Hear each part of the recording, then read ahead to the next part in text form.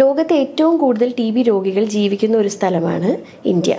കേട്ടാൽ പേടിയാവുമെങ്കിലും 2030 TB എന്ന രോഗം കംപ്ലീറ്റ് ആയിട്ട് എലിമിനേറ്റ് ചെയ്യുക എന്നുള്ളതാണ് ഇപ്പോൾ TBയുടെ നാഷണൽ പ്രോഗ്രാമിൻ്റെ ലക്ഷ്യം. TB അസുഖം എങ്ങനെയാണ് കാണപ്പെടുന്നതെന്ന് നമുക്ക് എല്ലാവർക്കും അറിയാം. 2 ആഴ്ചയിൽ കൂടുതലായിട്ടുള്ള ചുമ, അല്ലെങ്കിൽ പെട്ടെന്ന് മെലിഞ്ഞു പോവുക, ഭക്ഷണത്തിനോടൊട്ടും ആവശ്യമില്ലാണ്ടിരിക്കുക, ഇങ്ങനെയൊക്കെയുള്ളൊരു അവസ്ഥ കണ്ടു കഴിഞ്ഞാൽ നമ്മൾ അധികം വെയിറ്റ് ചെയ്യാതെ വേഗം ഡോക്ടറെ കണ്ട് അസുഖം എന്താണെന്നുള്ളത് നമ്മൾ തീർച്ചപ്പെടുത്തണം.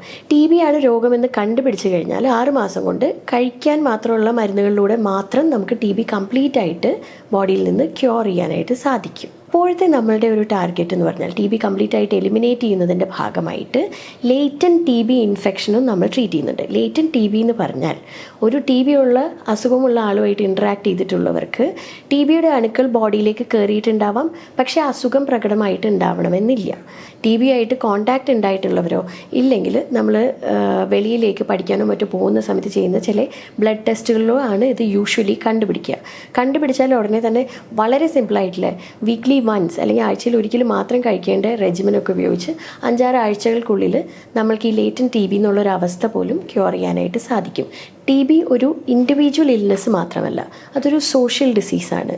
എളുപ്പത്തിൽ പകരുന്ന, അതുപോലെ തന്നെ സോഷ്യലായിട്ടുള്ള ചില ഇൻ്റർവെൻഷൻസ്, നല്ല ഭക്ഷണം, ന്യൂട്രീഷ്യസ് ആയിട്ടുള്ള ഭക്ഷണം മുതലായ കാര്യങ്ങളാൽ പ്രിവെൻറ്റ് ചെയ്യാൻ സാധിക്കുന്ന ഒരു അസുഖം കൂടിയിട്ടാണ് ട്യൂബർക്കുലോസിസ് അല്ലെങ്കിൽ ക്ഷയം.